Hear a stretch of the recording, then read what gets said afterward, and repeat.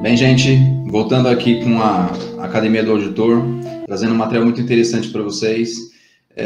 Ao longo da minha carreira, o que eu mais escutei foi: em que momento iniciar uma auditoria, em que momento iniciar uma consultoria, tá? Então, isso no dia a dia, cada vez mais, no passar dos anos, ainda continua essa dúvida clássica e eterna, tanto do lado dos auditores e consultores que querem vender, iniciar, emplacar um projeto, quanto da parte da alta gestão, da diretoria, que às vezes atropelam esse processo.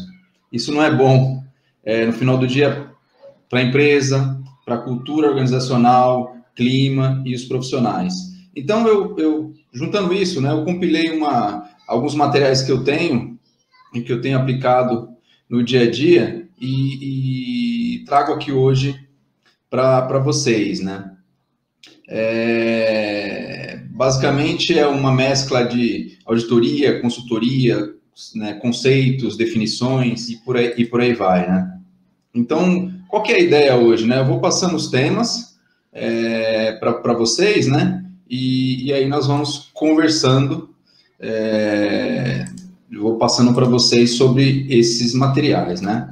Então, aqui um pouquinho do que nós vamos falar, né? Antes de tudo, já atingimos 221, 22 inscritos no nosso canal, então nós inauguramos o canal aí muito recentemente, né? Foi uma conquista nossa aí para 2020. Então, eu convido vocês. Então, observem, né? A cada dia nós vamos colocando alguns materiais sobre cultura, fluxogramas, controles internos, né? Hoje vamos falar de auditoria e consultoria. Então, a cada semana nós vamos colocando materiais novos aqui para vocês. Então, se inscrevam para acompanhar o que tem de bom aí no nosso canal, da Academia do Auditor, tá? Então, de início aqui, qual que é sempre o nosso objetivo aqui da apresentação, né? Reforçar os princípios das boas práticas de auditoria, controles internos, gestão de riscos e compliance, e outros demais assuntos, né? Nossa proposta de valor não tem uma outra, é disseminar a cultura de risco, controle de GRC nas empresas e nas universidades, para as pessoas, né? Para os interlocutores. Sempre bom lembrar que cultura, quando fala em disseminar cultura, você tem que pensar, né, os artefatos, né, o que estamos vendo, né, o que vemos com isso, né, quais os valores que estão sendo compartilhados e os pressupostos que acreditam nessa cultura. Então, é sempre bom reforçar.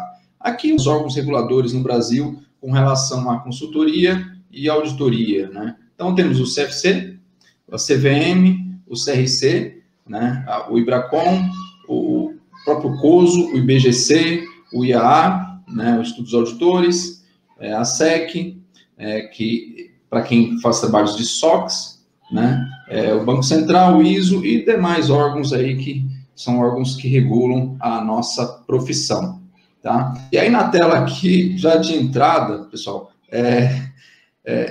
eu coloco uma série de palavras aqui, né, que são conhecidas para algumas pessoas e para outras talvez não, para os iniciantes aí na auditoria, traz alguma surpresa para quem não teve tempo de conhecer todas. A auditoria clássica, mais antiga, conhecida, né, você vai ter aqui controles internos, gestão de riscos, as 3 linhas de governança do IAA, agora recente, né, atualizar as 3 linhas de defesa, ISO, SOX, COSO, né, compliance, governança, GRC, LGPD. Por quê? Né? Qual a diferença? Então, é muito engraçado, né, que até poucos meses o compliance dominava o mercado. Acabou o compliance? Não, ainda tem compliance, pessoal. Tem que aplicar o compliance, tem que aplicar os programas de compliance. Não acabou, não parou, né? Por quê? Sumiu, de repente. Apareceu a LGPD, Lei Geral da Proteção de Dados Pessoais. Agora a moda é LGPD. Todo mundo está correndo em busca de implantar a LGPD. Tá? Inclusive, eu vou gravar um vídeo especificamente para falar da LGPD, né? Então, minha dica inicial, LGPD, tenham calma, vamos esperar um pouquinho, tá bom? Então, observe, uma série de conceitos, uma série de palavras que permeia a nossa profissão, né? E qual que é a ideia aqui, né? É para passar um pouquinho do que é cada tema, para vocês próprios começarem a ter a ideia de que momento entra com a auditoria, que momento entra com a consultoria na empresa. Então, vou deixar aqui os conceitos e vocês tomam um juízo de valor aí de qual momento é o correto, tá bom? Então, primeiramente, qual que é o significado de auditor, né, de auditoria? É aquele que ouve, o ouvinte, né, da palavra inglesa to audit, examinar, ajustar, corrigir, certificar, validar, testar, acompanhar, monitorar, né? Então, analisar, verificar. Então, tem uma série de conceitos aqui, mas no final do dia, a ideia final, central, é análise. É analisar algo que já foi preparado e a auditoria ela vem para validar, para confirmar, tá? Para dar uma segurança maior com relação a números e processos e controles, tá bom? Essa é a ideia, tá? Aqui um pouquinho das diferenças, né? Você sabe a diferença? Então, basicamente, a auditoria, você vai ter a auditoria interna, que é mais focada em processo e controle, tá? E no final do dia emite um relatório de recomendações para a empresa, qual que é a melhor prática que ela tem que seguir, qual que é o plano de ação. De outra forma, a auditoria externa, independente, contábil, ela vai ter o foco muito mais de atestar a veracidade das demonstrações contábeis e emite um parecer no final do dia, tá? Eu coloco até um organograma aqui, ilustrativo, né? Porque a auditoria, ela tem que, na hierarquia, para ter independência, ela tem que responder para uma presidência, para um conselho de administração, tá? Então, as diretorias, ela sempre vai prestar conta para presidência, comumente a auditoria interna, a auditoria externa e por aí vai, tá bom? Do seu lado direito aqui, pessoal, aqui você tem alguns exemplos de auditoria, nós temos diversos exemplos aqui, auditoria ambiental, contábil, fiscal, segurança da informação, sistemas, governamental, desempenho, operacional, financeira, tributária, trabalhista, auditoria de estoque, auditoria de marketing, auditoria de qualquer processo na empresa, pessoal, tá? Que é muito mais conhecida como auditoria operacional. Então, aqui, auditoria de qualidade, e aqui vai só um alerta, tá, pessoal? Assim, a auditoria interna regulada pelo CRC, CFC, que os auditores fazem, normalmente, ela tem uma diferença da auditoria de qualidade. No segundo momento, eu preparo um material especificamente para demonstrar quais são as diferenças, tá? Então, tome muita atenção aqui de quando for fazer uma auditoria de qualidade, quando for fazer uma auditoria contábil ou auditoria interna dos processos. Tem diferença, tá bom? São metodologias e melhores práticas diferentes, tá? Aqui um pouquinho mais sobre as diferenças aqui entre a auditoria externa e a auditoria interna. Então, na auditoria externa, normalmente é um profissional independente. A auditoria interna pode ser tanto um profissional da empresa quanto uma terceirização, um profissional terceirizado, tá? Com relação à ação objetivo, a externa faz a análise das demonstrações contábeis, a auditoria interna lá faz o exame dos controles internos e operacionais. Finalidade, a auditoria externa opinar pelas demonstrações contábeis, a auditoria interna promover melhorias dos controles internos. E eu vou deixar aqui para vocês aqui uma série de outras comparações aqui, mas só para fechar aqui, você vai ter um produto final da auditoria externa, que é o parecer, emitir uma opinião, e da auditoria interna você vai ter uma recomendação, uma carta de controle, uma recomendação, um plano de ação para sempre garantir a eficiência dos processos, tá? Basicamente, um pouco das comparações aqui para vocês.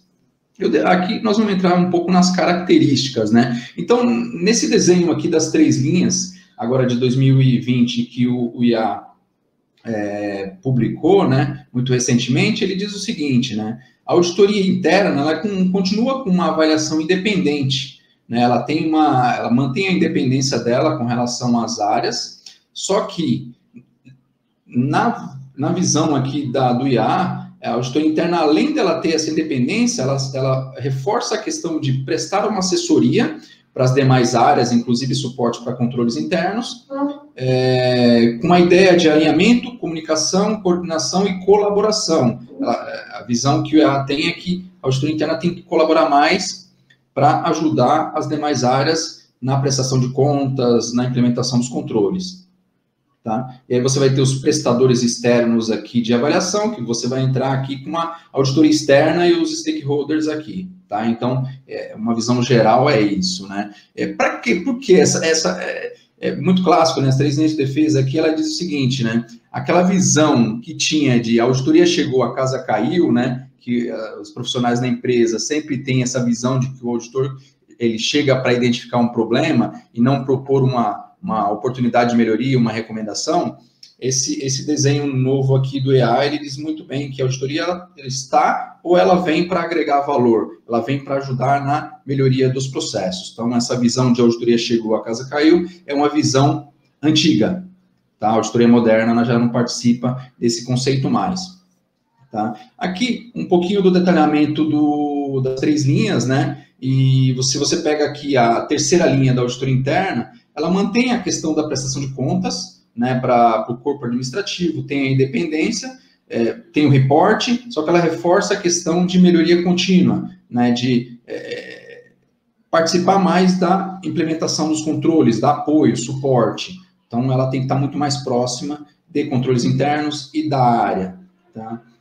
Aqui, só para fechar essa parte aqui do EA, o princípio 6, ele diz aqui, né, todos os papéis que trabalham junto contribuem coletivamente para a criação e proteção do valor quando estão alinhados entre si. Tá? E tem mais um item aqui, né, interesses prioritários dos stakeholders. Então, reforça de que todas as 3 linhas ela tem que ter o princípio 6 aplicado, que é criando e protegendo o valor, tá? Para os processos profissionais e da própria empresa, né? Protegendo a marca, o valor da marca e o valor da empresa. Tá? Aqui um pouquinho dos agentes envolvidos, né? E como funciona essa integração, né? Para que vocês saibam. Né? Então, começo, você inicia sempre lá pela administração, né? Você vai ter aqui os gestores, gestão de riscos, auditoria interna, controles internos, compliance, e para empresas do varejo você vai ter prevenção de perdas. Tá? Aqui um pouquinho do que é cada responsabilidade ou como que cada um está situado nessa integração. Então, a administração vai estar sempre com aquela lógica de elaborar as estratégias do negócio. Então, por isso, né, então, inclusive na metodologia Melhor Prática do COSO, diz lá no ambiente interno de que a alta administração ela tem que ser a criadora das regras, ela tem que traduzir o que vem dos stakeholders do mercado e até as políticas internas, as normas, em regras internas. Tá? Define as diretrizes, como eu acabei de falar, políticas, limites, aceitação de riscos, fornecer recursos necessários para que a linha tática consiga atuar, e é responsável no final pelo funcionamento do ambiente de controles. Então, o reporte vai ser para a alta administração. Por outro lado, os gestores vão executar o que é definido pela alta administração, tá? Realizam as transações, operações e as rotinas, tomam as decisões, né? Corroboram, compartilham essas decisões com a alta administração, tá? Avaliam e assumem riscos também, né? Os gestores são os responsáveis pela implementação da primeira linha lá do IAA, né? De controles. Tá? Ela tem que ter esses processos muito bem definidos e são responsáveis pela adequacidade e funcionamento dos controles. Por outro lado, a auditoria interna, ela vem aqui, né, eu coloquei até a imagem aqui dos modelos das 3 linhas, destacando bem que é avaliar, analisar e testar os controles, né? Garantir a eficiência e eficácia dos controles, fornecer uma avaliação independente do ambiente, definir uma carta, um relatório de auditoria, um plano de ação bem definido, e auxilia a companhia a melhorar os processos de negócio. Essa é a ideia da auditoria moderna. Né? Por outro lado, você vai ter aqui compliance. Então, eu coloquei até uma imagem de um leque que eu fiz, né, nos programas de compliance que eu atuo. Aí você vai ter lá o decreto 8.420 e a própria lei anticorrupção, que você sempre, a lógica, a ideia de compliance aqui, além de traduzir as leis, transformar em políticas, procedimentos internos, realizar os testes, fazer acompanhamento, implementar um programa de compliance, mas você vai ter aqui o patrocínio e a cultura sempre, que não pode ser esquecido, ter um diagnóstico, uma visão do plano de ação e o que tem que ser normatizado, e dar sempre continuidade, monitoramento e melhoria contínua desse processo. Então, a lógica de compliance não vai fugir desse conceito, né, de fundir o conhecimento de controles, riscos e compliance na empresa.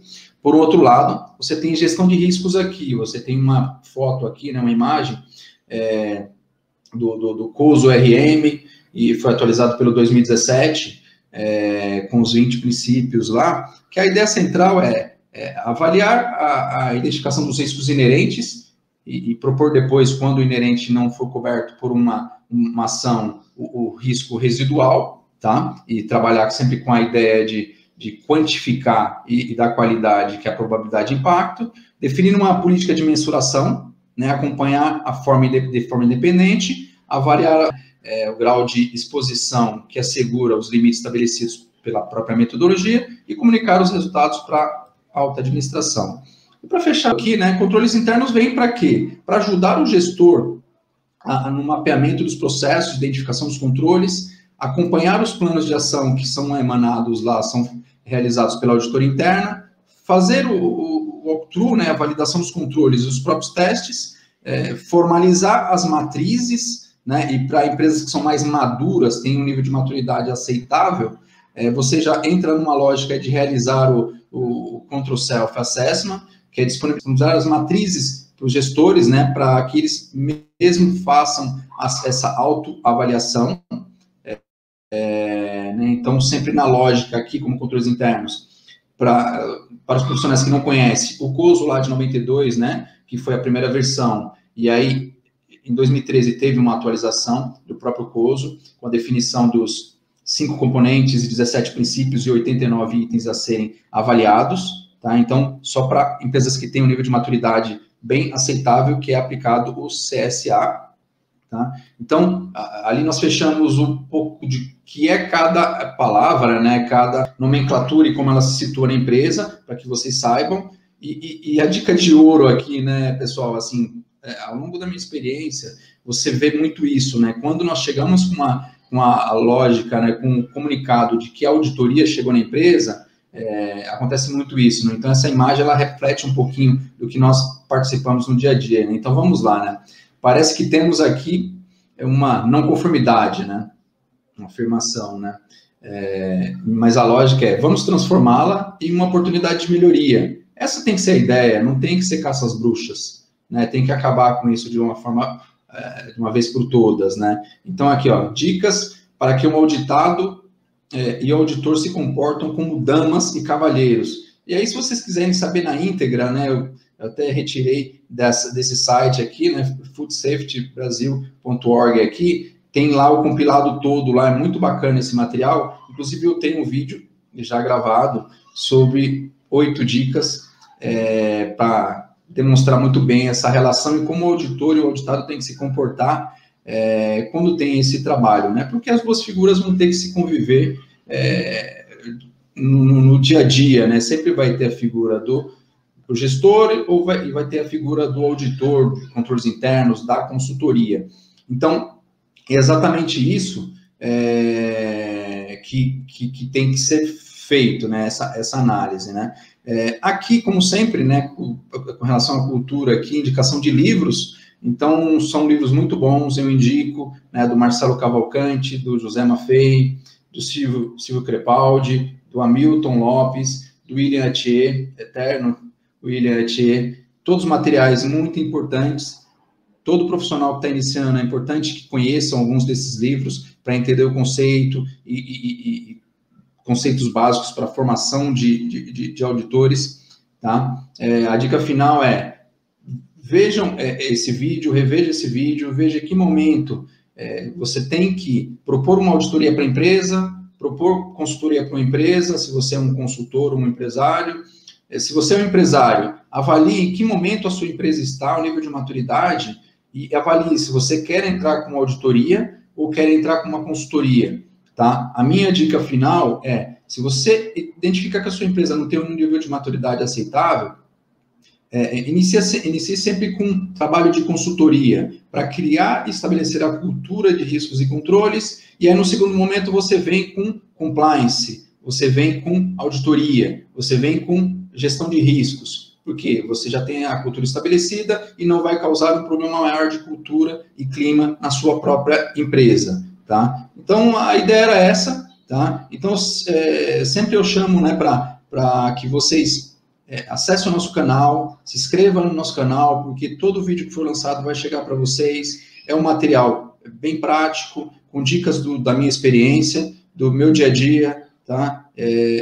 Acesse o nosso site também, academiadoauditor.com.br, você vai ter e-books, né? Recentemente eu lancei um e-book lá sobre cultura de riscos e controles, e está explicando exatamente o passo a passo, tá? Eu deixo o meu grande abraço aqui e até a próxima.